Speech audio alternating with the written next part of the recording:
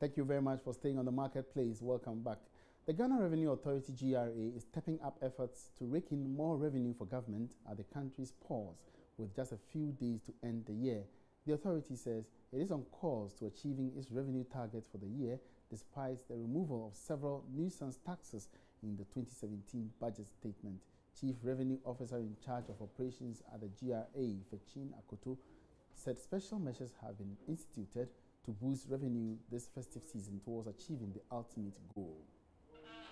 According to the Customs Division of the Ghana Revenue Authority (GRA), special measures have been instituted to boost revenue this festive season towards meeting the ultimate goal. This is to ensure that during the season, government takes advantage of the brisk business activities to take in more revenue. Chief Revenue Officer in charge of operations at the GRA, Fechin Akoto, explains to Joy Business in an interview. We were only acting on intelligence, but that doesn't mean that the notorious ones don't want to take advantage of the removal of the barriers. But we just wish to tell them that we are very much alert.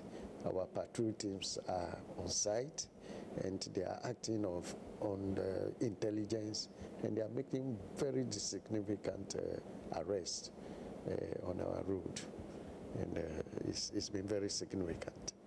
With this significant movement or jump in business activities during this time, is it going to have any impact on revenue generation for the year or something? Surely, and every year around this time, that's why we don't even allow our officers to go and leave.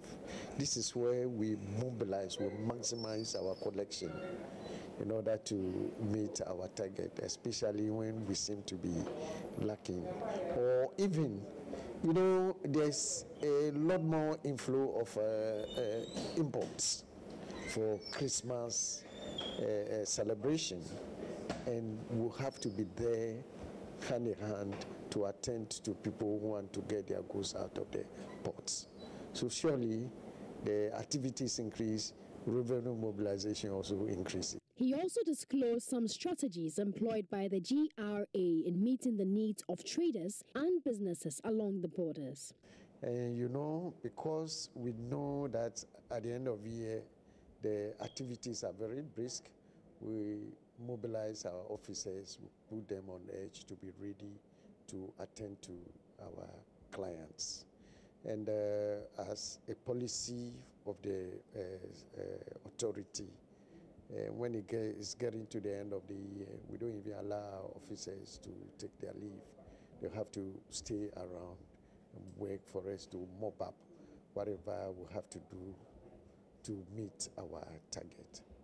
So everybody is at post and attending to all that we have to attend to, as usual.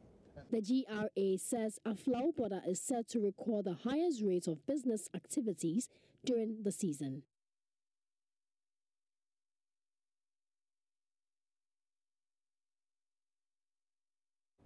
The National Petroleum Authority (NPA) is prevailing on LPG marketers to rather strategize to tap into investment opportunities the new distribution model presents. This is in response to outstanding concerns expressed by LPG marketing companies against the new recirculation policy. Officials from the Energy Ministry and the authority yesterday met operators in a bid to allay their fears of possible job losses from implementation of the policy. Chief Executive of the authority, Hassan Tampuni, explains to Joy Business the policy rather holds mutual benefit for both government and the operators. We have said time and again that the LPG marketing companies are the fulcrum around which the retail and distribution of this new policy is going to be implemented. And they also have additional opportunity to invest in the LPG bottling plants if they are able to pool their resources together, which is the case in some countries around the world. So if they are able to put their resources together, they are able to pick up a license and then they can supply to their own marketing companies. So we've engaged them every step of the way.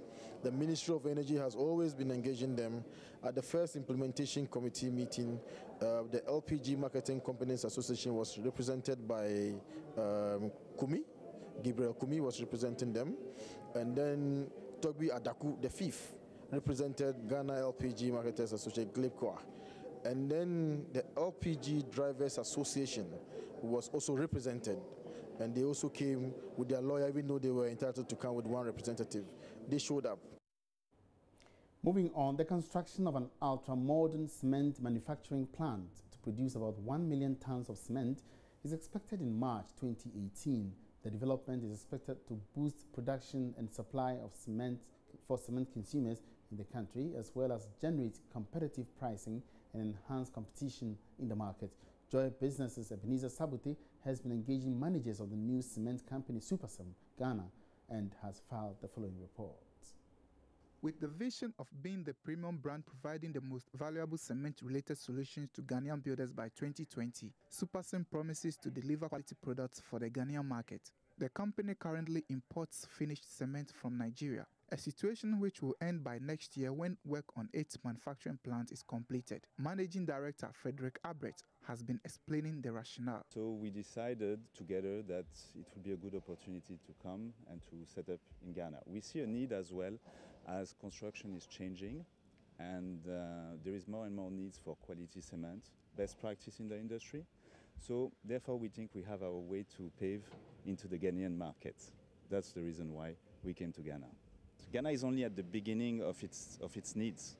The consumption per capita in Ghana is still one of the highest in West Africa, with 200 kilo per capita, but it's still far less than what we can observe in North African countries.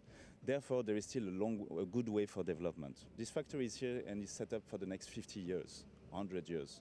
So we are here for a long period. We are believing in this country. We are believing in the development of the country, and that's why we think we have our way into the Ghanaian market, and we can bring a plus to the market.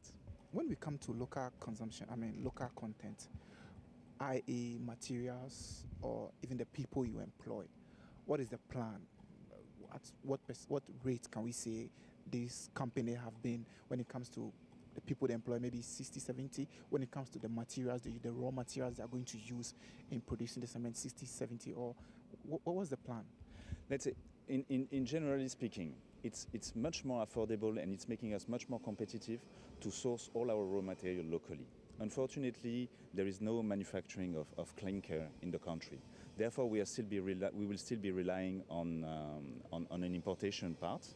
But of course, all the additives that we will be able to source locally, we will be willing to source it for various reasons. First is also a cost. It will be less expensive to source locally a product than to import it. Regarding the employments, we are looking at sourcing. You have a lot of education in Ghana is very good. You have a lot of very qualified workers, a lot of very qualified people which can be used. So we are looking at having 95% of local people working for us. What will this mean to consumers and the general public? Kobe Adams is the commercial director at Super. I think it's extremely important to the cement market in Ghana for one very big reason, which is the quality that we bring to the market. Now, I mentioned the stats that we've done some research on earlier, which is that we've talked to several hundred masons since we started our operation about 4 months ago, and the numbers are pretty clear. About 55% of masons say that the Supercell cement they've used is superior to anything that they've experienced prior to using it. With a reliable infrastructure, Supercell says it is poised to deliver on its promise of providing the most quality cement for the construction industry. Of course, this does not come easily without a significant investment. Let's hear from the project leader, Abderrahim Ohab. The availability of the network of the power here in Tema, in the free zone, is 99%. For the moment, we have the temporary connection, and we haven't any shutdown of this. For the backup, we have the power plant equipped with 3 generators. Each one is 6 kVA, 600 kVA. In totally, we have 1,600 kVA. We're still live on the marketplace. Let's now do some Christmas stories. And what is about Christmas that often sees some people lose their heads when it comes to prudently managing their finances? Most of these persons end up being seriously broke in the first week of January. George Biafe has been trying to get some answers in our special Christmas report.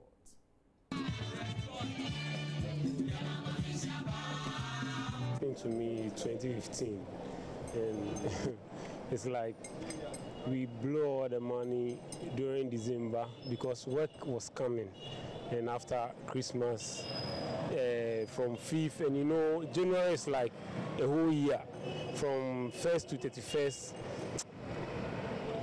all your money is gone. So that moment, I've felt that moment before. I've learned from my mistakes, and so this year I'm preparing towards the new year. A situation where you would want to give to your friends, your relatives, you know. So at the end of the day, if you don't budget well, you are going to end up being in hardship in January. Those are some individuals caught up in what has been described as the early January financial crisis. Well, it looks like it is not everyone who's caught up in this trap. Let's listen to this gentleman. I do budget for everything. So I portion monies where it is due. So no matter what I do is, I know my kids will be coming home from school. Early next year, they'll be opening school, and I have to pay school fees. So any money that I have to manage it well so that I'll not find myself in a difficult situation. So should firms look at staggering the December salaries to help address this problem? That's the question I posed to Professor Mponsa-Teria, an HR consultant and organizational behavior lecturer at the University of Ghana. For me, charging for employees how to use their resources is something that I don't endorse. I wouldn't even sit here for my employees at the University of Ghana to decide for me when to use my resources. So I think that what the employee himself should be well informed. I think he knowing his expenditure, he knowing the demand on his salary, I think making some projections and savings. Well, let's take these concerns to financial consultant Charles Mensah on how to get around the situation. Just stay how you are, how your lifestyle is, and ensure that you are sticking into your budget. Hopefully, if you yourself was practicing budgeting, then you know that the income that is accruing to you on the monthly basis, this is what you would spend out of. What then tends to happen is that people feel that, okay, this is Christmas, I have to spend. But you cannot spend what you have not earned. And immediately you borrow to go and spend to enjoy yourself. That means that you are creating a future liability for yourself. Yes! Roverman Productions, in partnership with National Theatre and Joy FM, presents the Roverman Festival of Plays. These are some of the programs that will be going on this Christmas. But the advice here is that try and spend wisely during this festive season.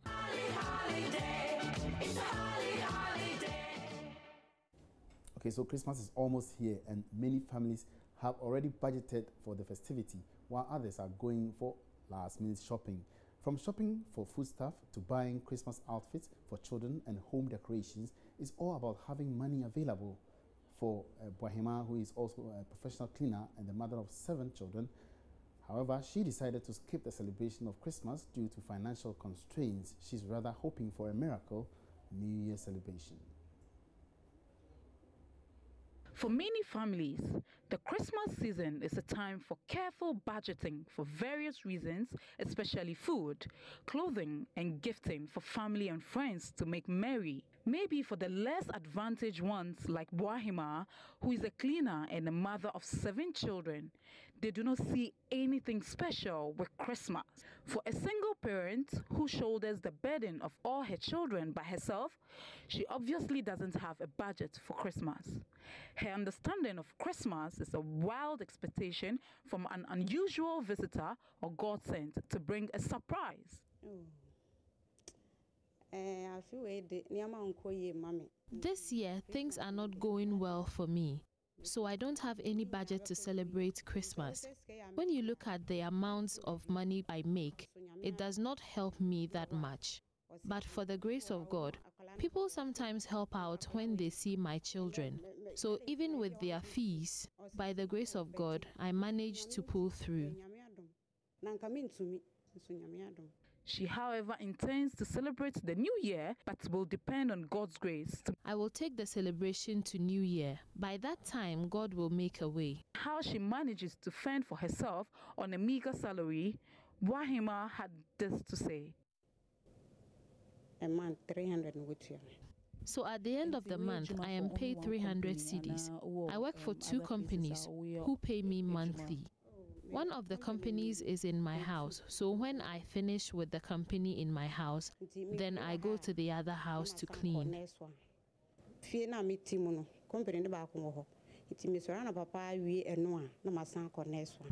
For many like Wahima, the dreams of having a Christmas budget has been postponed to the new year due to financial constraints. But even so, all right, so with the Yuletide also around the corner, there will be a variety of confectionaries competing for your attention. But remember, when you're eating sweets, the amount of fat and calories we consume can soon add up without us even realizing it. Well, that's prompted a business idea for Kati Sechi, CEO of Adede Confectionaries startup. She figured out how to real make sweets, and she's our feature on today's episode of the Joy Business Van. Hey everyone, I am Katie G, CEO of Adiade. Welcome to Adiade headquarters, where we make all the organic snacks that you love. The whole concept behind Adiade is that we're getting older. We're not getting younger. So how can we eat sweets, enjoy sweets, and stay healthy? That's where Adiade comes in.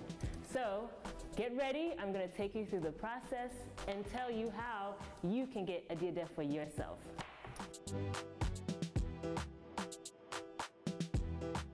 KDG Sechi is an entertainer with multiple skills. She can sing, she can write songs, she's a voiceover artist, and she loves to be called KDG.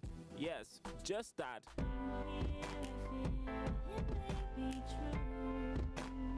And in as much as she loves to sing and do all that, she has discovered a new passion: making sweets. I wanted to do something that I've always loved to do on the side, open some kind of side business, but in what? What do I love the most? I love food. Food, I can eat any type of food except fish. I don't eat fish, but I love food. So I figure, what can I do in Ghana that is a natural resource and that can give back, can help people, and can also be nutritional? That's when she began to experiment making sweets with the ginger, the precursor fruit, and cinnamon, which would eventually lead to the creation of Adiade, her startup. Adiade literally means something sweet, a translation from the tree language. So what's in the name? Ginger's chopped, boiled with sugarcane juice, drained, and then the ginger is coated with KDG's secret ingredient and stored in the fridge. That makes Adiade what it is. The drained juice is not wasted, it is turned into a drink. All about Adiade, making use of what you have, making use of natural resources. And so we won't just toss the natural resources after using it. After boiling the ginger, we also use the water from the ginger, the water from the precursor, and we make it useful to make it into something else because it's also nutritional. And that is KDG's selling point, the fact that her snacks are nutritional and you don't have to worry about sugar-related diseases. As we get older, we're always told by our doctors to watch our sugar content. We can develop diabetes, we can develop cholesterol, high blood pressure, etc. So we have to watch what we eat. So I mean, I believe that you can still enjoy these sweet things, but eat healthy. And check out the tube-like packaging. When I thought about the packaging of Adiade, I thought about what's not here in Ghana. What is attractive to the eye? What is easily accessible, and what can be easily placed anywhere? Or if you're on the go, what can you get that you can place it anywhere? And I thought about this little tube, Adiade. Boom. So just take it, when you buy it, put it in your pocket, like that. Who can take it? Who can steal it? Adiede has been operating for the past 6 months. Most of her customers got to know about her product through social media. The prospects look bright. It's going to be a food processing company. Not only will we make Adiede ginger candies or Percocet ginger drinks, but we'll also have other types of food. You know, out of what we make ginger sugar. So that's another venture that we'll be releasing soon. But yeah, it's a food processing company, so we'll be coming out with so many different types of foods. And oh, KDG has not abandoned her singing just yet. Adiede ginger, Adiede ginger. So that's what you'll be hearing when you're on the streets, when you're on the roadside and you see my people selling you Adiede ginger, Percocet ginger. You're gonna hear them say Adiede ginger. I guess we have to be on the lookout.